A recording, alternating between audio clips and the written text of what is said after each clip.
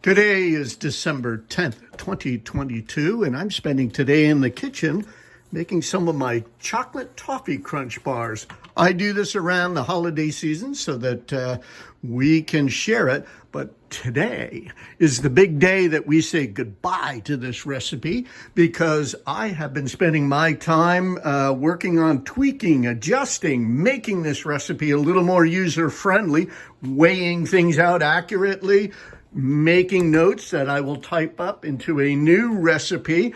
But yeah, I have to do some taste testing. So we have not even good, but we have much better. And here we have the best. This is the best toffee crunch bar recipe I have ever made.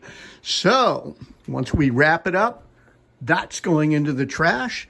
This will be printed out, and it's going to be my own secret recipe. Merry Christmas.